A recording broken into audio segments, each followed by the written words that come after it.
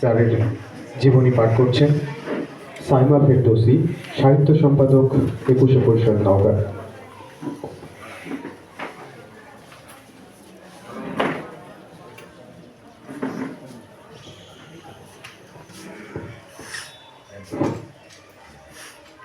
গুণীজন চতুষ্টয় স্মরণ সভা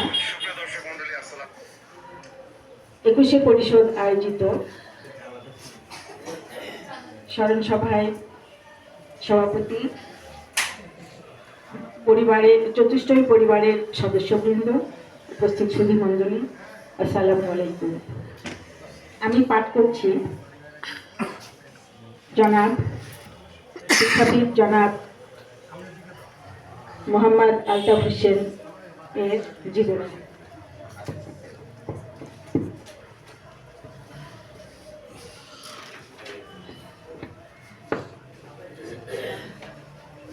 ৭ জানুয়ারি ১৯৩৬ সনে নওগাঁ জেলার কীর্তিপুর নামে উদ্দিষ্ট জনপদে নানার বাড়িতে এক দম্পতির প্রথম শিশু ভূমিষ্ঠ হল। তার বাবা মোজাফফর হোসেন বিএ বিএল কথিতচষা আইনজীবী, মাতা অফিরুন্নেছা আদর্শ গৃহবধূ। শিশুটি জনাব মোহাম্মদ আলতাফ হোসেন নামে বেড়ে ওঠে একজন সর্বজন শ্রদ্ধেয় মানুষে পরিণত হলেন।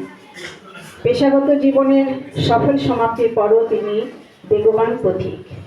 শহরের সামাজিক সাংস্কৃতিক অনুষ্ঠানে অথবা বরণীয় জনপদের স্মরণ সভায় তাকে দেখা যায় বিশেষ আসন অলঙ্কিত করতে। তার জ্ঞানগর্ভ বক্তব্য, বিনয় ও সহজ প্রকাশভঙ্গিতে হৃদয়স্পর্শী। জনাব আলতাফ হোসেন ১৯৫১ খ্রিস্টাব্দে নওগাঁ করোনেশন ইনস্টিটিউশন, বর্তমানে জেলা স্কুল থেকে দ্বিতীয় বিভাগে ম্যাট্রিকুলেশন, ১৯৫৪ খ্রিস্টাব্দে রাজশাহী কলেজ থেকে আইএ, ১৯৫৬ খ্রিস্টাব্দে একই কলেজ থেকে বিএ পরীক্ষায় দ্বিতীয় বিভাগে ষষ্ঠ স্থান এবং ১৯৬৪ খ্রিস্টাব্দে রাজশাহী শিক্ষক প্রশিক্ষণ মহাবিদ্যালয় থেকে বিএড পরীক্ষায় প্রথম শ্রেণীতে প্রথম স্থান অধিকার করে উত্তীর্ণ হন। ১৯৬৬ থেকে ১৯৬৭ খ্রিস্টাব্দে যুক্তরাষ্ট্রের শিক্ষা ফাউন্ডেশনের অধীনে ফুল ব্রাইট স্কলারশিপ লাভ করে তিনি উইসকনসিন শিক্ষা বিশ্ববিদ্যালয়ে স্কুল পরিচালনার উপর বিশেষ পাঠ গ্রহণ করেন। ১৯৫৬ খ্রিস্টাব্দে জনাব আলতাফ হোসেনের জন্য তাৎপর্যপূর্ণ এবং ঘটনাবহুল। ওই বছর তার বিএ ডিগ্রি পরিণয় এবং পিতৃবিয়োগ ঘটে। একই বছর সেপ্টেম্বর মাসের ১৬ তারিখে তিনি নওগাঁ কেডি স্কুলে, তখন বেসরকারি স্কুল ছিল, সহকারী শিক্ষক পদে যোগ দেন। পারিবারিক কারণে এমএ ক্লাসে ভর্তি হয়েও আর পড়া হয়নি। ১৯৬৭ খ্রিস্টাব্দে তিনি ওই স্কুলের সহকারী প্রধান শিক্ষকের পদে নিয়োজিত হন।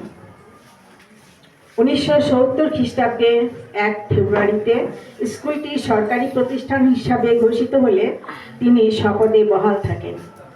১৯৭৮ খ্রিস্টাব্দে তিনি বদলি সূত্রে প্রথমে জয়পুরহাট সরকারি বালিকা উচ্চ বিদ্যালয়ে এবং পরে সেখানকার সরকারি বালক বিদ্যালয়ে যোগ দেন। ১৯৭৯ খ্রিস্টাব্দে তিনি ওই স্কুলে প্রধান শিক্ষকের পদে উন্নীত হন। ১৯৮১ খ্রিস্টাব্দে তিনি নওগাঁ কেডি সরকারি উচ্চ বিদ্যালয়ে প্রধান শিক্ষক পদে যোগ দেন। ১৯৯১ খ্রিস্টাব্দে তিনি জেলা স্কুলে ওই একই পদে যোগ দেন। ১৯৯৪ খ্রিস্টাব্দে ৫ ডিসেম্বর তিনি অবসর গ্রহণ করেন। জনাব আলতাফ হোসেন একটি বিশেষ পরিস্থিতিতে শিক্ষকতা এসেছিলেন, কিন্তু এ পেশা তার প্রাণপ্রিয় ও স্থায়ী হয়ে যায় চিরনতুন দুর্বার আকর্ষণে। তার অসংখ্য ছাত্রের সাফল্যে রয়েছে অসীম কীর্তি। আবার পেশাগত জীবনের অন্তিম লগ্নে বিরাজমান অবক্ষয়ের কারণে তিনি মর্মাহত ছিলেন। নিবেদিত প্রাণ শিক্ষাবিদ জনাব আলতাফ হোসেন ১৯৮৮ এবং ১৯৯২ খ্রিস্টাব্দে জাতীয় পর্যায়ে শ্রেষ্ঠ স্কুল শিক্ষকের পুরস্কার লাভ করেন। তিনি রাজশাহী তমুদ্দিন মজলিসের সঙ্গে সম্পৃক্ত ছিলেন। জনাব আলতাফ হোসেন নওগাঁ ভাতৃসংঘ 1950-এর মাধ্যমে নাট্যশিল্পী হিসাবে আত্মপ্রকাশ করেন।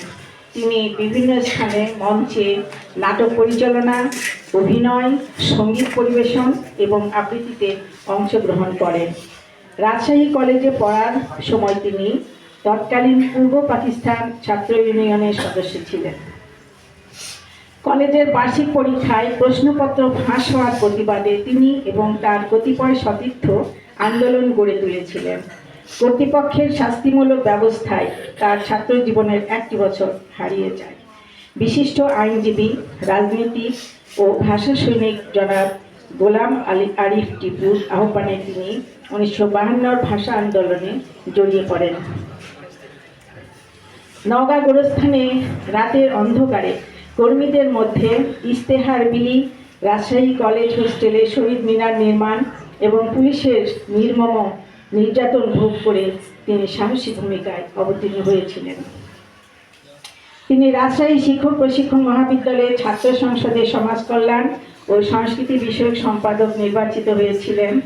1984 সালে নওগাঁ কেডি সরকারি স্কুলের শতবর্ষ উদযাপনের সময় প্রধান শিক্ষক হিসেবে তার অসাধারণ সাংগঠনিক তৎপরতা ছিল লক্ষণীয়। উৎসবের জন্য কোনো তহবিল গঠন করা হয়নি।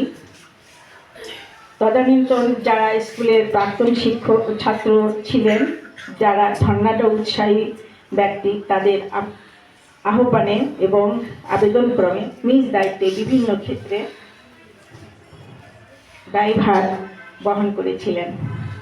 মুক্তিযুদ্ধের সময় একজন নিষ্ঠাবান নাগরিক হিসেবে তিনি গ্রামগঞ্জের মানুষের মনোবল অটুট রাখার চেষ্টা চালিয়ে গেছেন। 2015 সালে 21শে পরিষদ নওগাঁ তার 80তম জন্মদিন উদযাপন করে। 52 ভাষা আন্দোলনে অবদানের জন্য 2005 সালে তাকে 21শে পরিষদ স্থানীয়ভাবে 21শে পরিষদ পদক প্রদান করেন। তিনি 1988 এবং 1982 সালে 2 বার জাতীয় পর্যায়ে শ্রেষ্ঠ মাধ্যমিক স্কুল শিক্ষকের পুরস্কার লাভ করেন। তিনি শিক্ষকতায় যেমন ছিলেন সফল, আর পারিবারিক হিসাবে পিতা হিসাবেও তিনি ছিলেন অত্যন্ত গর্বিত এবং সফল। তিনি আবিষ্ট ছিলেন একটা সমৃদ্ধ পরিবারে।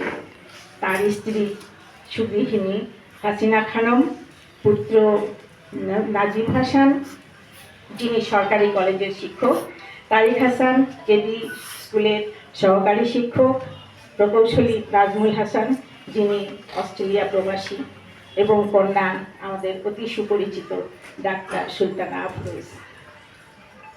এই ছিল তার জীবনের দীর্ঘতম এবং সমৃদ্ধ একটি জীবন। ধন্যবাদ সবাইকে।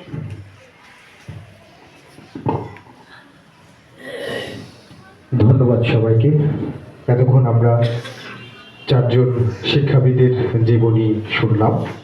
আমরা 21শে পরিষদ নওগাঁ আমাদের প্রয়াত এই উপদেষ্টা শিক্ষাবিদদের গভীর শ্রদ্ধার সাথে স্মরণ করি এবং ভবিষ্যতেও করব।